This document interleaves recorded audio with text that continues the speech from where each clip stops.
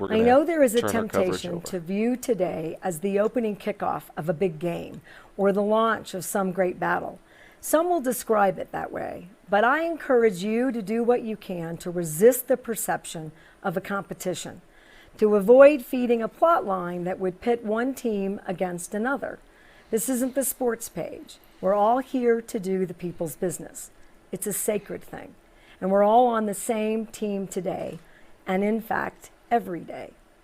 At the outset of every legislative session, I encourage my colleagues in this building to think about the people we are all here to serve. I think about their dreams, their hopes and fears, and I think about what service means, about what effective service can deliver for the workers and families all across New Mexico who are represented here in this building, of a big game, the entrepreneurs, or the launch of some great battle. Some will describe the seniors and students, the New Mexicans of every background and belief system. And no, we don't agree on everything, and we don't have to. But I believe that the values we share as New Mexicans still truly unite us. The desire to see our families grow and thrive, the willingness to work hard to enjoy what we earn, the optimism that tomorrow can and will be better than today for ourselves and for our neighbors. In the last 3 years, this legislature and this administration have gotten a lot done. We raised the minimum wage for the first time in a decade. We've guaranteed paid sick leave to every worker in the state. We made early education a key priority and have invested hundreds of millions into the future of our earliest learners. We've invested in new economic sectors, and we've sent thousands more New Mexicans of every age and background to college for free, no strings attached. And I could go on. I could talk for a long time about the good work of the last few years. But we need to talk instead about what people are really feeling. The needs of this moment remain great. The grief, the loss, the volatility brought on by this hideous pandemic has wreaked havoc on the lives of every family, every American, every human being around the planet. And on top of that, inflation, a supply chain crisis, gridlock in Washington.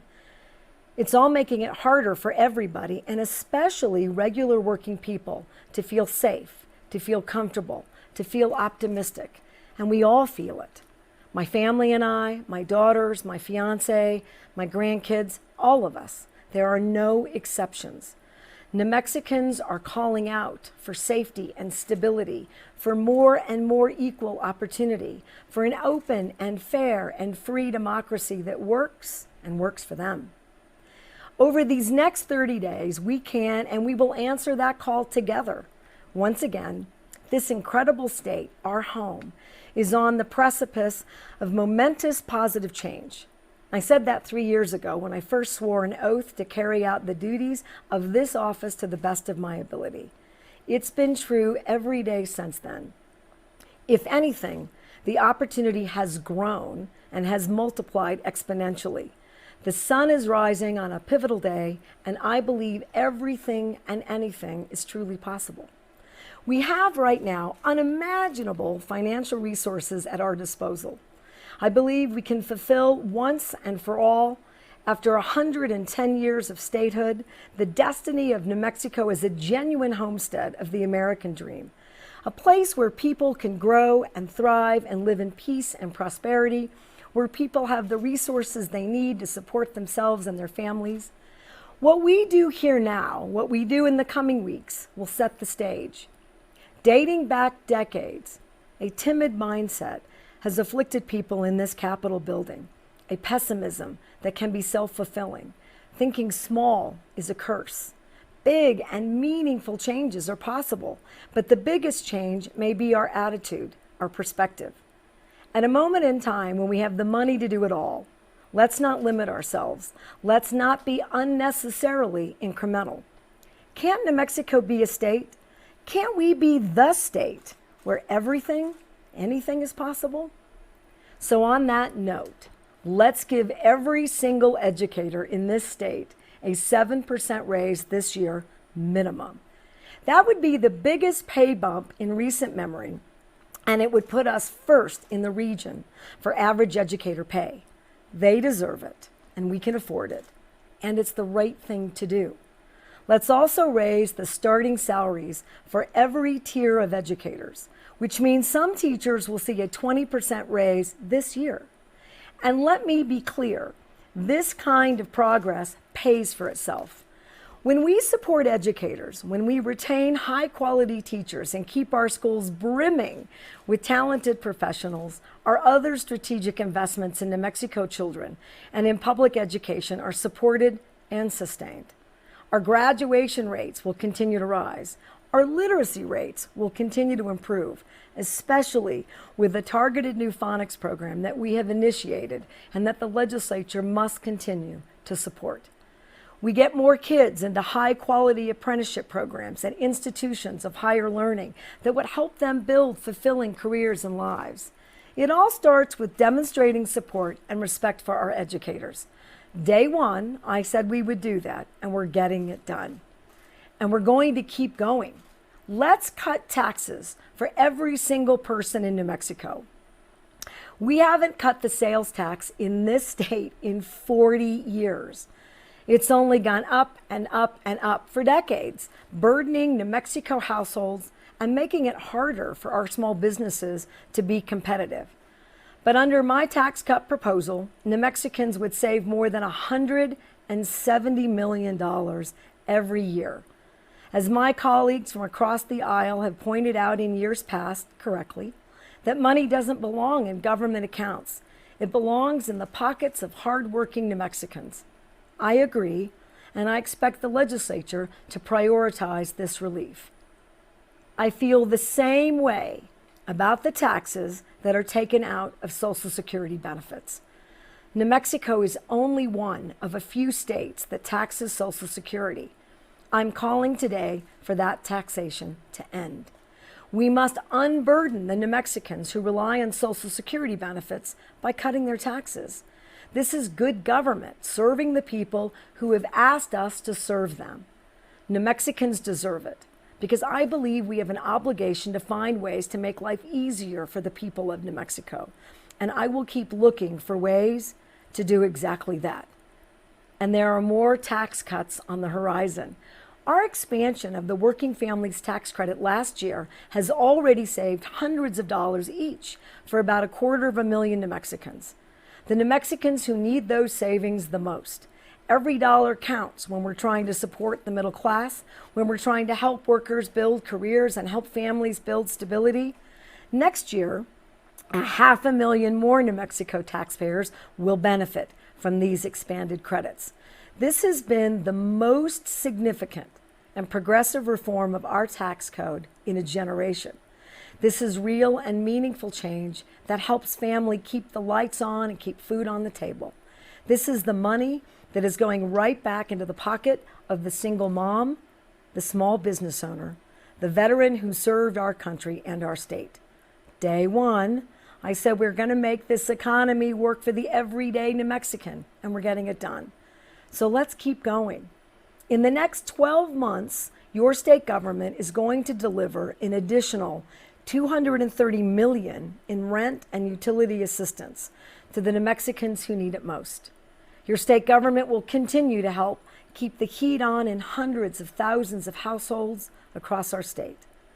We will not leave families behind, and if the legislature provides the resources, your state government will do more than just help families stay afloat.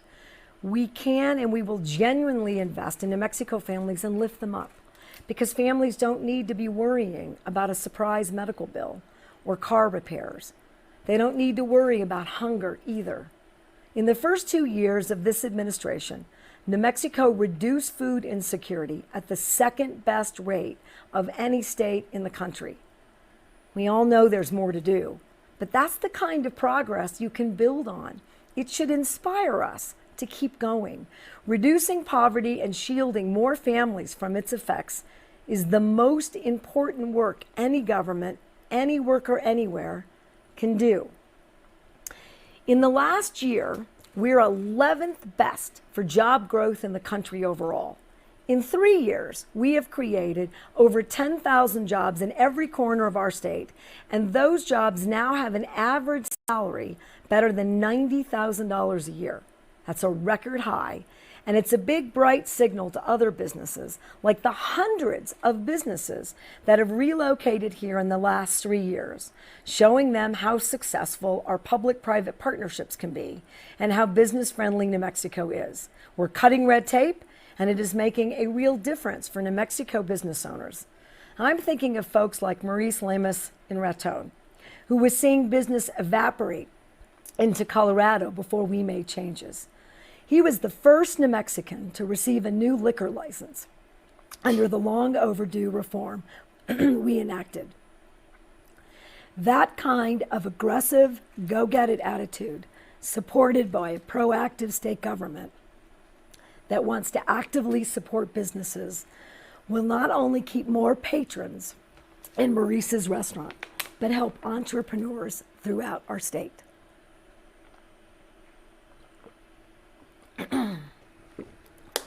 People see the economic potential of New Mexico now. We're creating a real pipeline of jobs and opportunity. We are the frontier of economic growth. Unlike in the aftermath of the Great Recession, we're not going to let the pandemic stall us and take away years of growth. We will not have lost another decade.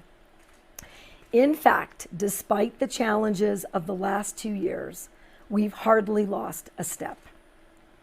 The fact is, unemployment has gone down every month for 10 straight months.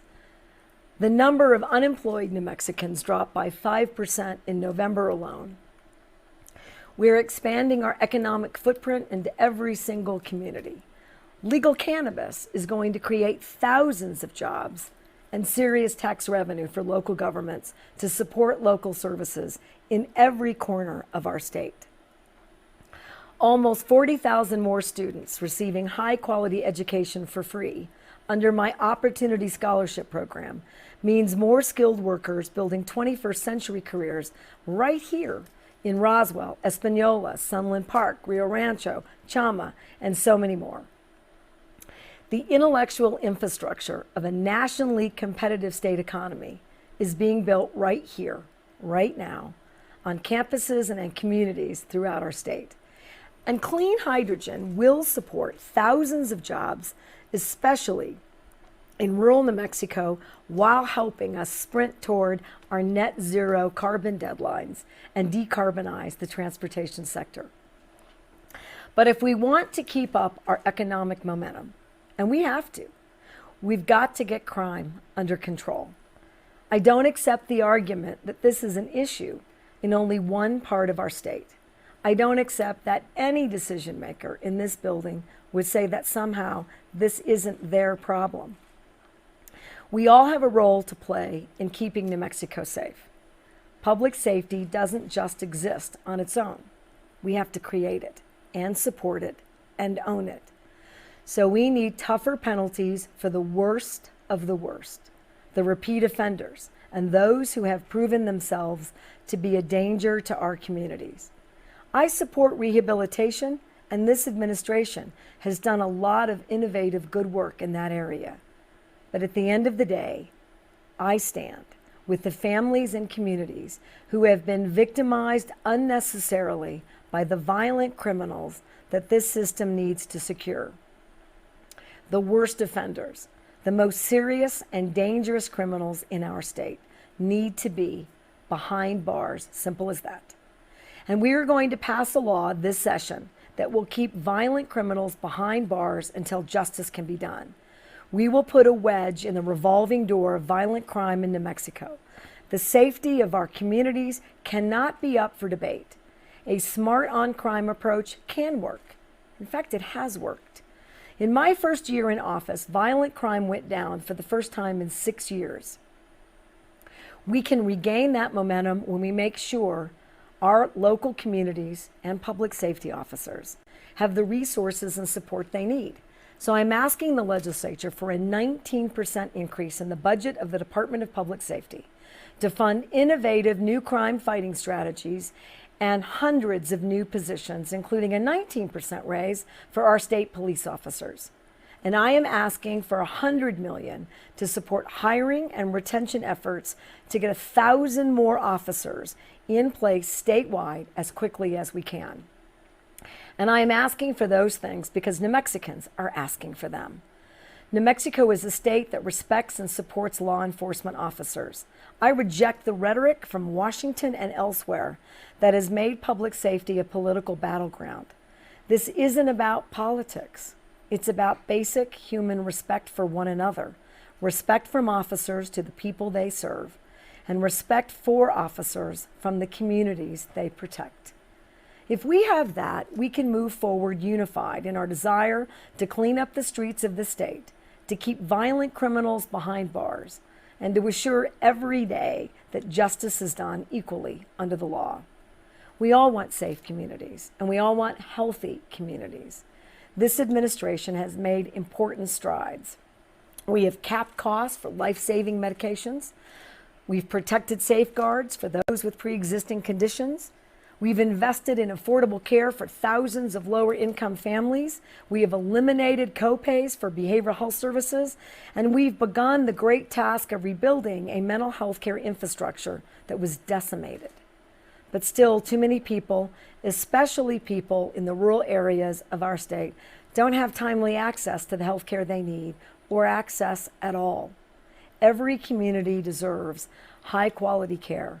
I propose a new rural health care delivery fund that will provide bridge financing to communities that have been waiting for assistance to kickstart construction without massive upfront costs. State government can help fill these gaps. With interventions like these, communities like those in Valencia County are moving towards securing a brand new hospital after years of delays. And with investments like those I have proposed in my executive budget, we will put tens of millions of dollars into new behavioral health services, expanding access to treatment for substance abuse, suicide interventions, and more. New Mexicans call me about this issue more than almost any other, and we will answer that call. We can and must ensure that kind of service delivery is available throughout the entire state. We have the resources to do so. That means endowing our medical school with $10 million, ensuring that we keep our best and brightest here to provide care for New Mexicans after they graduate. That also means endowing our nursing school with the power of the state, ensuring more highly skilled professionals enter this all-important field. And it means, once and for all, delivering the healthcare families in the rural parts of our state still desperately need. When I visited Clayton last year, I met Eloise Valdez, 92 years young, whose family cares for her 24/7. It's not easy. Thousands of New Mexicans are living the same story, unable to pay for outside help because it's too expensive and it's not covered.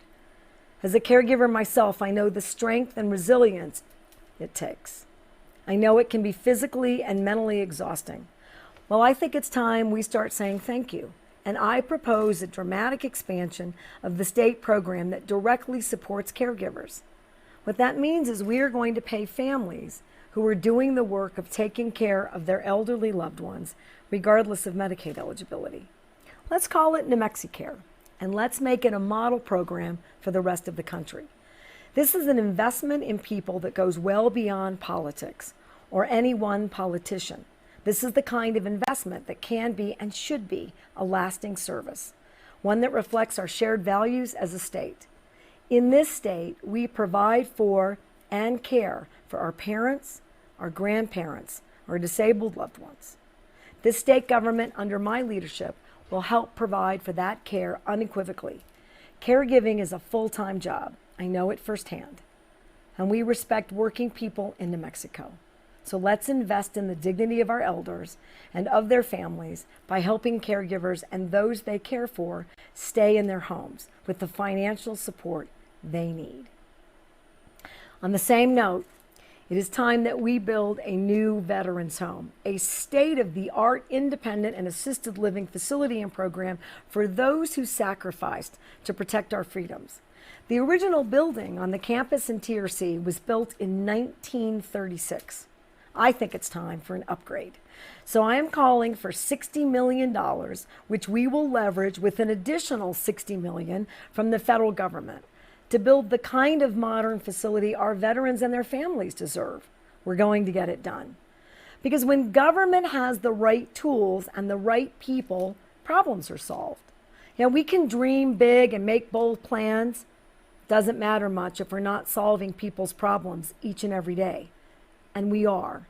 Just a few months ago, Veteran Service Officer Dagmar Youngberg in Carlsbad took a call from a veteran who needed some help taking a fresh look at an old benefits claim, a claim that had been denied for decades. The state employee at the Department of Veteran Services did some digging and got to work talking with the feds about what went wrong. Turns out a lot went wrong. In the end, Miss Youngberg helped this disabled veteran get full back pay dating back 20 years, recovering $738,000 in total that was owed to this individual, a person who served their state and their country. She helped this veteran get off food stamps and pay off their mom's mortgage. This is a government that is solving problems. And here's why. Because it is filled with New Mexicans, and New Mexicans look out for their neighbors. We make the extra effort to do what's right. We get up when we're knocked down, and we fight for each other. The state of our state is ready to move forward, ready to rise. We have all the tools we need. My vision is this: communities all across our state where families aren't worried about the next bill or their kids' future or a job market or a healthcare system that doesn't quite seem to work for them. My vision is a New Mexico where the founding ideals of this great country, equal opportunity and justice for all, are made real and meaningful, where the pursuit of happiness is more than a phrase from a dusty piece of paper, something tangible, something everyone can actually feel. We can do it all. We have the finances. We're going to fund an unprecedented suite of new affordable housing programs at the state level. We're going to expand protections for voters because we believe in democracy and everyone's right to vote. I subscribe to an optimism that says big things are within our reach and blue skies are ahead. Although in all seriousness, I would take some snow right about now. When my grandfather was a young man, he traveled across the state, across mesas and over mountains in a covered wagon. He never could have imagined by the time he was an old man, he would see the Sandias from 30,000 feet in an airplane. He never could have imagined his granddaughter would watch a rocket blast off and literally reach space from New Mexico. None of us can predict the future. It feels unsettled, especially these days. But what I know for a certainty is that we have the power to make that kind of a bold leap into the unknown beyond together. We have the power to envision a bright tomorrow and to execute that vision on behalf of the people. And we must recommit ourselves to that unifying purpose today. So for the next 30 days, let's be aggressive on behalf of the New Mexicans we're all here to serve. Let's remember who benefits from good public service. It's not about politics. It's about community, your community, our community, the families and workers and seniors and parents who just want to live in peace and with dignity, confident in the promise of tomorrow and the stability of today. We have made so much progress. Let's make sure New Mexicans feel it. Let's go above and beyond and embrace the potential of this pivotal moment in time. I thank you. God bless New Mexico. And now let's get ready to work.